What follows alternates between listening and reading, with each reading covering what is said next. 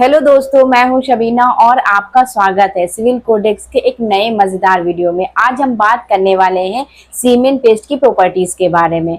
और हाँ, एक सीक्रेट क्वेश्चन का आंसर भी ढूंढेंगे कि पेनिट्रेशन डेप्थ 5 और 7 mm के बीच में ही क्यों मेजर की जाती है। लेकिन उससे पहले हम समझेंगे सीमेंट पेस्ट की प्रॉपर्टीज के बारे में। तो चलिए शुरू करते हैं।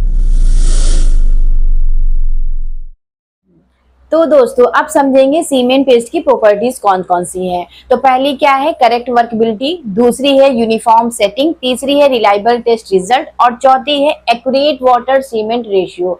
तो इन सारी प्रॉपर्टीज को हम स्टेप बाय स्टेप एक एक करके समझेंगे, एक अच्छे से एग्जाम्पल के साथ, जिससे आपको अच्छे से समझ आ सके। तो चलिए समझते हैं। करेक्ट वर्कबिलिटी, इसका मतलब ये होता है एक ऐसा पेस्ट जिस पर आप आसानी से काम कर सके।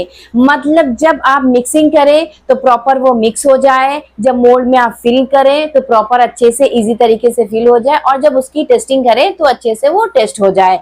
तो ये एक ऐसा पेस्ट होता है जो ना ज्यादा सूखा होता है ना ज्यादा गीला होता है, एकदम परफेक्ट होता है जैसे इडली का बटर। चलिए समझते हैं इसे एक एग्जाम्पल से। सोचिए आप पिज्जा का डो बना रहे हो, मतलब पिज्जे के लिए आटा गूंथ रहे हो। तो क्या होगा, अगर पिज्जा का डो हार्ड होगा तो बेस तो बिल्कुल नहीं बनेगा और वो रबड़ की तरह हो जाएगा। अगर पिज्जा का डो पतला होगा तो बेस क्या हो जाएगा, पतला और गीला हो जाएगा, उसमें भी सही से नहीं बनेगा। लेकिन पिज्जा का डो परफेक्ट वही होता है जो अच्छे से स्ट्रेच हो जाए और शेप में आ जाए। कुछ ऐसा ही यहाँ पे है, जितना सीमेंट का पेस्ट परफेक्ट होगा उसकी वर्केबिलिटी उतनी ही ठीक होगी। तो ये थी करेक्ट वर्केबिलिटी। अब बात करेंगे यूनिफॉर्म सेटिंग के बारे में। अगर वाटर कंटेंट जितना परफेक्ट होगा उतना ही ज्यादा सीमेंट के सारे पार्टिकल्स को बराबर बराबर पानी मिलेगा, जिसकी वजह से सीमेंट और वाटर में अच्छे से रिएक्शन होगी, जिसे हम हाइड्रेशन कहते हैं। इसकी वजह से क्या होगा, सीमेंट की इनिशियल और फाइनल सेटिंग टाइम एकदम परफेक्ट होगी। जैसे आप मैगी बना रहे हो, अगर मैगी बनाते वक्त अगर पानी कम हो गया तो नूडल्स हार्ड हो जाएंगे, अगर पानी ज्यादा हो गया तो नूडल चिपचिपे हो जाएंगे। लेकिन अगर पानी परफेक्ट है तो क्या होगा, मैगी एकदम परफेक्ट सॉफ्ट बनेगी, जूसी बनेगी और टेस्टी बनेगी। कुछ ऐसा ही यहाँ है। हाइड्रेशन का मैजिक तभी होता है जब वाटर कंटेंट का बैलेंस परफेक्ट होता है। तो ये है सीमेंट पेस्ट की यूनिफॉर्म सेटिंग प्रॉपर्टीज। अब बात करेंगे रिलायबल टेस्ट रिजल्ट के बारे में। इसका मतलब ये होता है कि जो स्टैंडर्ड कंसिस्टेंसी होती है वो एक बेंचमार्क होती है। अगर आप हर बार सेम स्टैंडर्ड को फॉलो करके टेस्ट करेंगे तो क्या होगा, जो लैब के रिजल्ट है हर बार रिलायबल और कंसिस्टेंट मिलेंगे।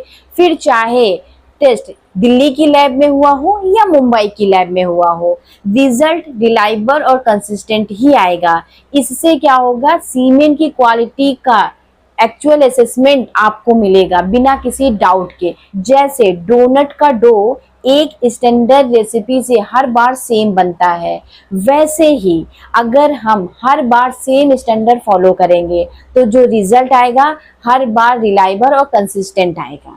तो ये थी रिलायबल टेस्ट रिजल्ट की प्रॉपर्टीज। अब बात करते हैं एक और इम्पॉर्टेंट टॉपिक की, वाटर सीमेंट रेशियो की।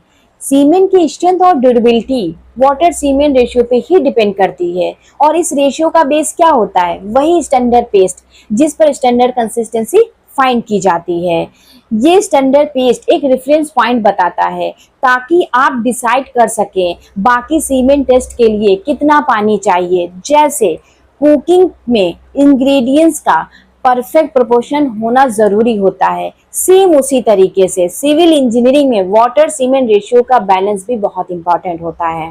तो ये है वाटर सीमेंट रेशियो की इंपॉर्टेंस। अब बात करने वाले हैं सीक्रेट क्वेश्चन के आंसर का, कि वीकेट प्लंजर का जो पेनिट्रेशन है वो 5 और 7 mm के बीच में ही क्यों रखा गया है। तो इसे समझते हैं। अगर पेनिट्रेशन 5 mm से कम होता है मोल्ड के बॉटम से, तो इसका मतलब होता है कि जो पेस्ट है बहुत ज्यादा सॉफ्ट है, पानी ज्यादा मिला हुआ है और जो हाइड्रेशन है अनइवन है। अगर पेनिट्रेशन 7 mm से ज्यादा है, from the bottom of the mould से, मतलब मोल्ड के बॉटम से। तो इसका मतलब क्या है, जो पेस्ट है वो बहुत ज्यादा टाइट है, वाटर कम मिला हुआ है और जिसकी वजह से जो हाइड्रेशन है वो स्लो है। इसलिए 5 और 7 mm की जो रेंज है वो एक स्वीट स्पॉट की तरह है, जहां पेस्ट का टेक्सचर और वर्कबिलिटी दोनों परफेक्ट होते हैं। ये रेंज इंटरनेशनल स्टैंडर्ड्स और IS 4031 पार्ट 4 1988 के अकॉर्डिंग डिसाइड किया गया है, ताकि हाइड्रेशन और वर्कबिलिटी दोनों परफेक्ट रहें। समझ लो बिल्कुल वैसे ही जैसे थर्मोमीटर का नॉर्मल ह्यूमन बॉडी टेम्परेचर 36 से 37 डिग्री सेल्सियस बोला जाता है, ना कम ना ज्यादा। तो दोस्तों याद रखो, standard consistency is not just a test, it's a foundation. अगर बेस परफेक्ट है तो आगे का स्ट्रक्चर भी परफेक्ट होगा। एक स्ट्रॉन्ग बिल्डिंग तभी बनती है जब उसका बेस स्ट्रॉन्ग होता है। सेम उसी तरीके से एक स्ट्रॉन्ग इंजीनियर तभी बनता है जब उसका बेसिक क्लियर होता है। और हाँ, सिविल इंजीनियरिंग के ऐसे ही चटपटे कॉन्सेप्ट के लिए सब्सक्राइब करो सिविल कोडेक चैनल को। अगर वीडियो पसंद आई हो तो लाइक करो, शेयर करो अपने दोस्तों के साथ। अगर आप चाहते हैं कि स्टैंडर्ड कंसिस्टेंसी का प्रैक्टिकल डेमो दिखाऊं तो कमेंट्स में जरूर बताइए। और हाँ, बेल आइकन को दबाना मत भूलिएगा ताकि नए वीडियो की नोटिफिकेशन मिले आपको सबसे पहले। मिलते हैं नेक्स्ट वीडियो में, तब तक के लिए keep learning, keep growing. Thank you.